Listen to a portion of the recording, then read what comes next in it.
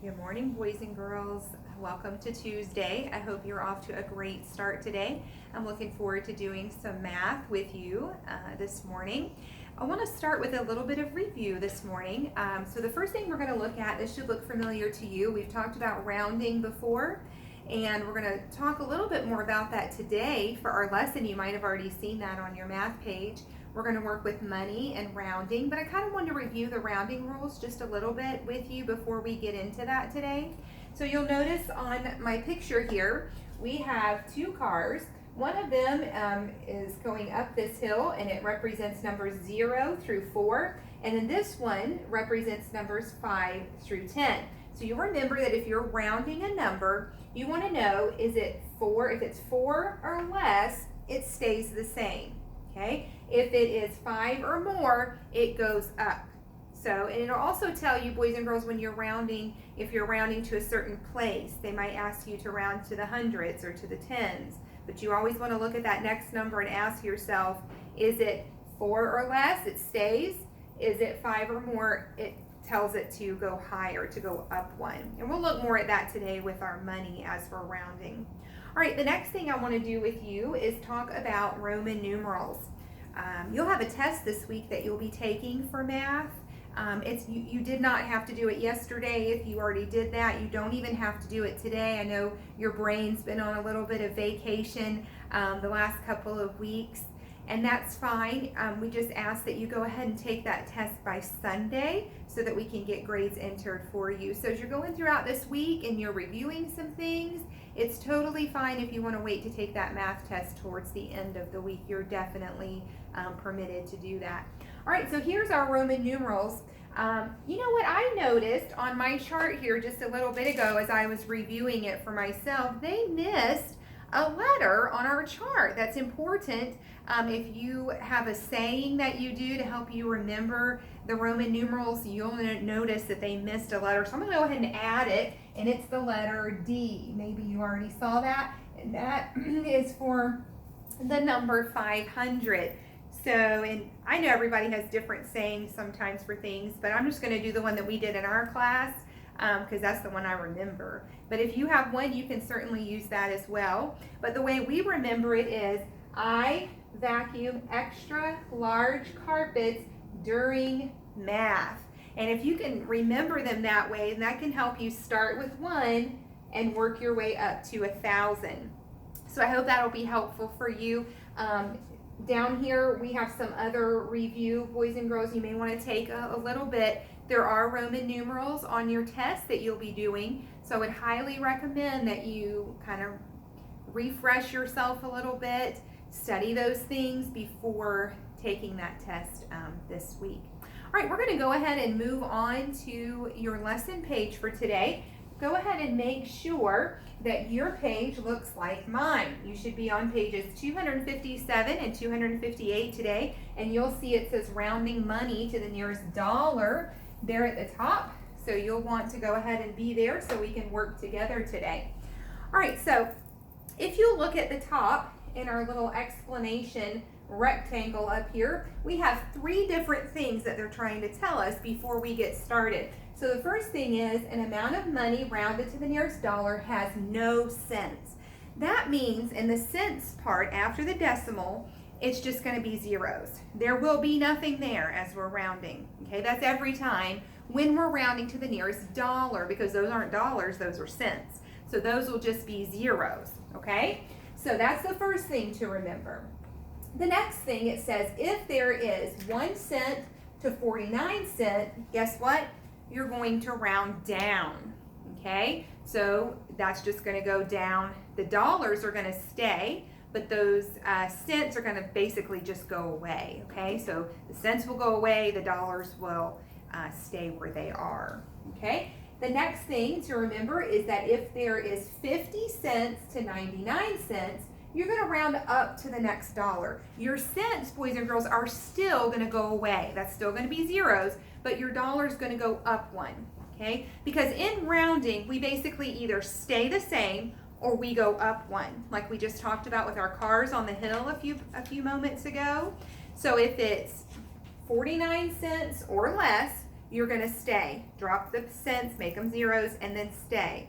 If it is 50 cents up to 99 cents, you're going to go to the next dollar, but those cents are still going to go to zero, okay? So keep those things in mind, and the nice thing is it's right here for you if you need it. And you know what? The nice thing, I know this isn't the perfect circumstance, and I'm in my classroom today, and I see names written on desk, and it made my heart a little bit sad this morning because I miss all of my students and all of my reading students. I miss seeing everyone and just being together.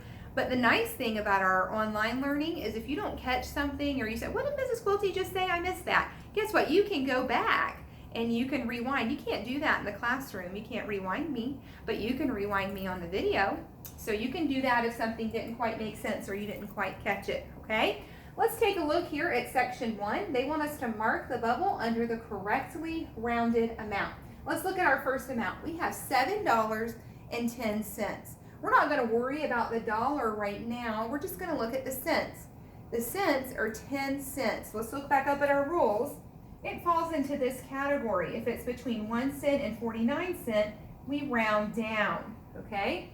Which basically just means our dollar here stays the same. It's not necessarily rounding down as far as to another number. It just stays, okay? But your cents, remember I told you they just go to zero. So the correct answer here would be $7. All right, let's look at letter B. We have $27.62. So again, let's not worry about the dollars for just a moment. We have 62 cents. Which category does that fall into? Is it between 1 cent and 49 cents, or is it between 50 cents and 99? Yep, it's between 50 cents and 99, so it tells us to round up. Okay, so again, those cents just kind of go away and become zeros. We have to change this to $28. We had to go up one, okay? Let's take a look at letter C. We have $9.52. Don't worry about your $9. You have 52 cents. That falls between 50 cents and 99 cents. So we round up, okay? So those become zeros, and then we're going to go for $10 because we decided to round up because of the cents on that one. I hope you're getting this. Let's look at letter D. $101.85. Well, I'm going to cover up my dollars. I have 85 cents. That would be between 50 cents and 99 cents. So I need to round up. So 101 becomes $102. All right, letter E is $6.48. Cover up my dollars. I have 48 cents. That one's a close one, but that one comes right here in between 1 cent to 49 cents. It's just shy there of that. But nonetheless, it does. So our cents become zero, and we can stay the same at $6. We don't need to round that up. And lastly, we have letter F. We have $30.30. So I'm going to cover my dollars, 30 cents. That falls in that first category where we get to stay. So our cents become zero, and our dollars stay the same. So we're just at $30. So 3 things to remember, boys and girls, when you're rounding with your money. Number 1, your cents go away. They just become zeros, okay? But you need them first to decide what you're going to do. So the second one is are my cents between 1 cent and 49 cents? Then my dollars stay. Are my cents between 50 cents and 99 cents? Then I have to go up 1 number for my dollars, okay? I'm going to move on now and do a couple of other problems with you on the page, and then you'll have time to finish up this on your own today. Let's look at section 2 here. Letter A says Alex received $20 for his birthday. He gave $2.50 at church and spent $10.95 for a new bike helmet. How much money does he have left? This is a 2-stepper. We talked about those last time. First, we have to know how much money did Alex spend, okay? So we know that he spent $10.95 for his bike helmet, and he spent $2.50 at church. We're going to add those together. That's how much he spent. 5 plus 0 is 5. 9 plus 5 is 14. Don't forget your decimal. 1 plus 0 is 1, plus 2 is 3, and then I just bring my 1 down there. So Alex spent $13.45. But that's not the question, how much he spent. The question is, how much money does he have, here's my clue word, left? So that tells me I need to subtract. How much did he start with? $20. So I'm going to start with my $20 minus how much he already spent, $13.45. All right, can I do 0 minus 5?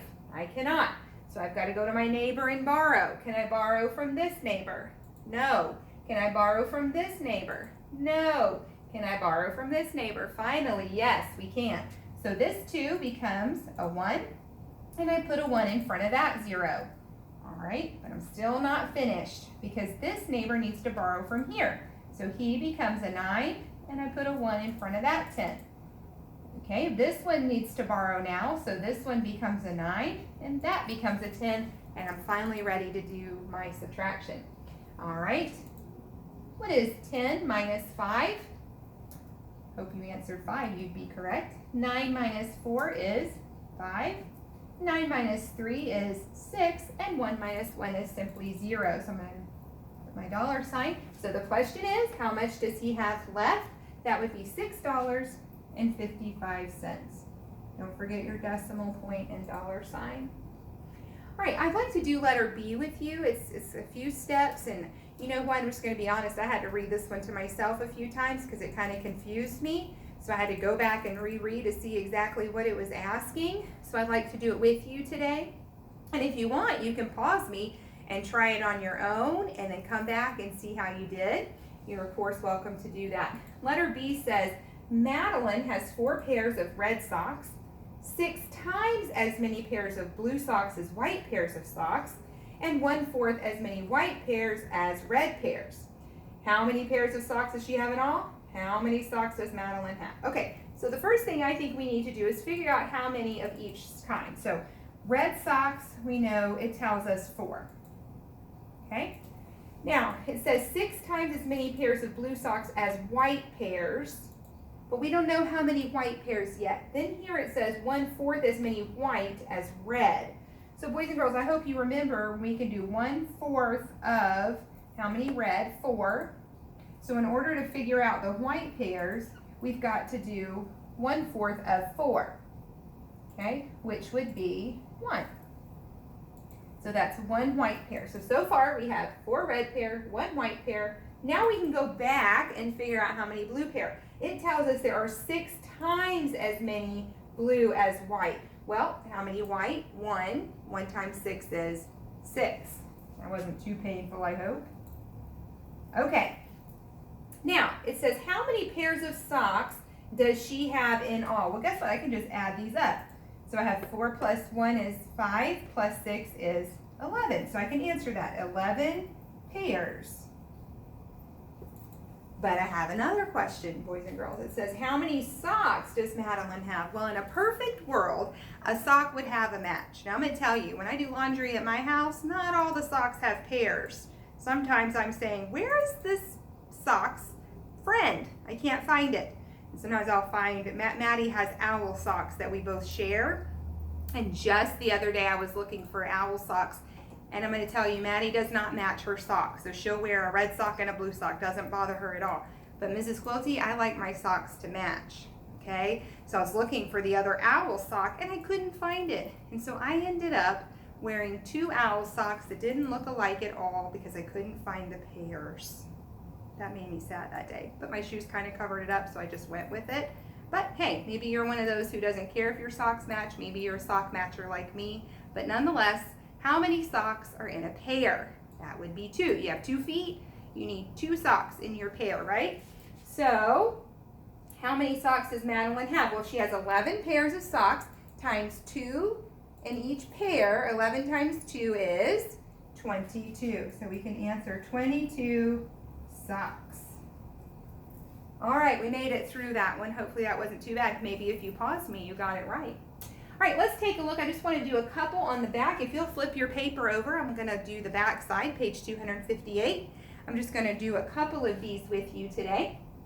So the first one I'd like to do is this division problem here. Letter A is 3,219 divided by 6. All right, is there anything times 6 that will give us 3? Nope.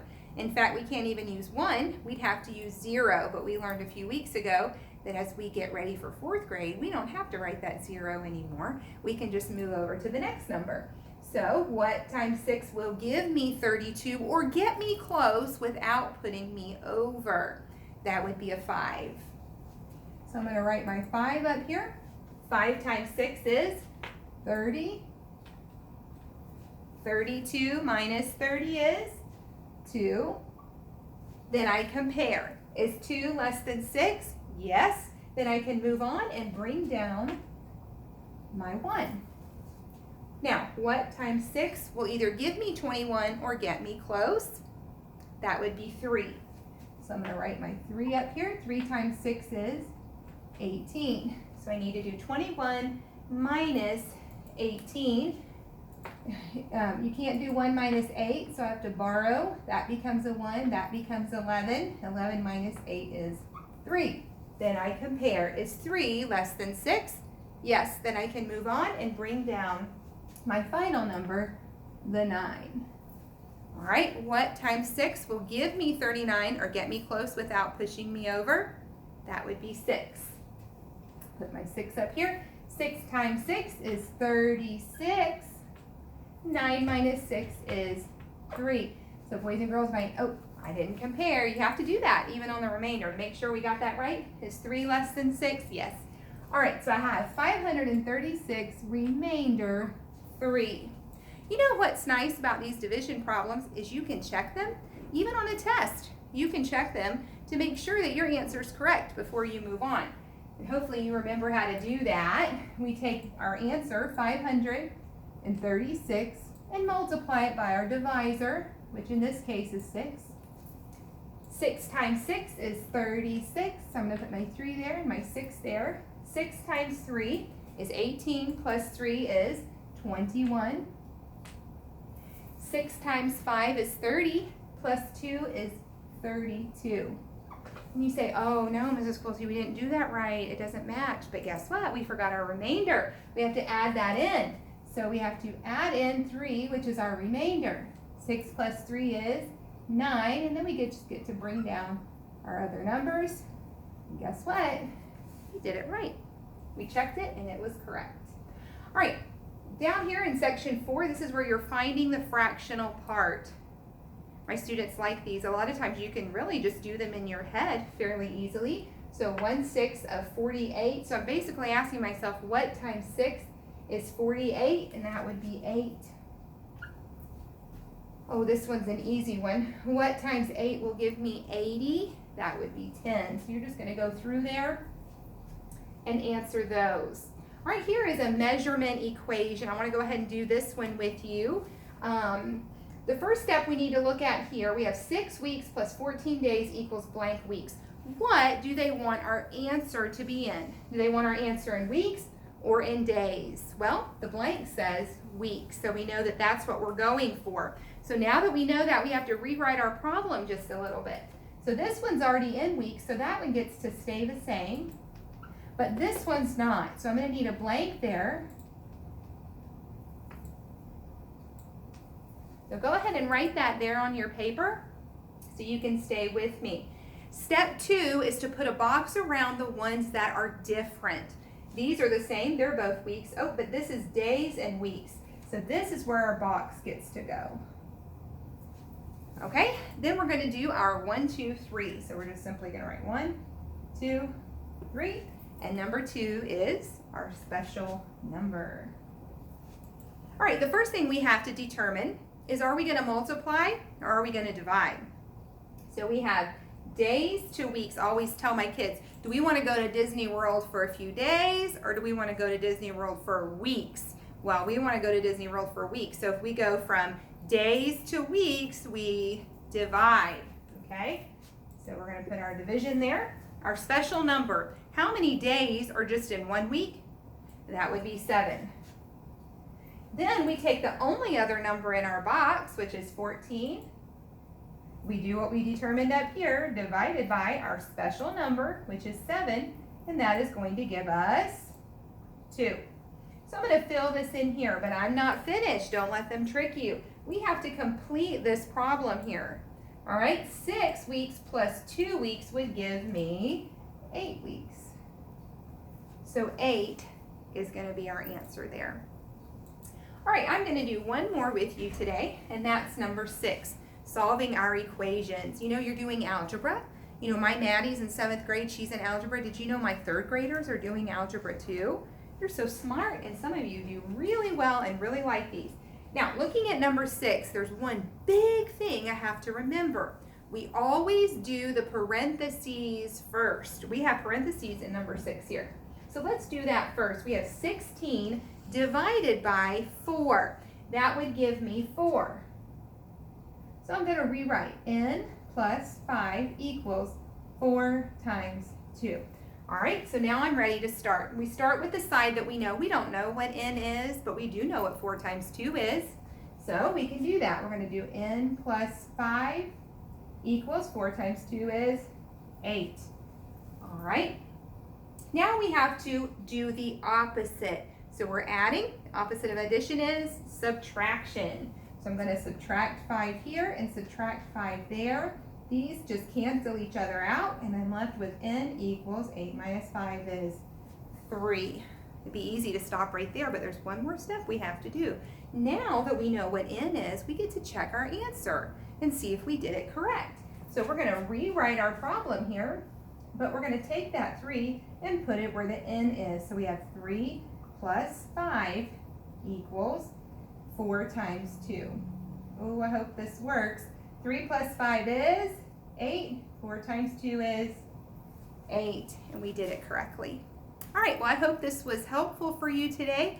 I hope that you did well and were able to stay with me. Remember, you can always go back on our videos if you need to. I hope you have a wonderful day, and I look forward to seeing you soon.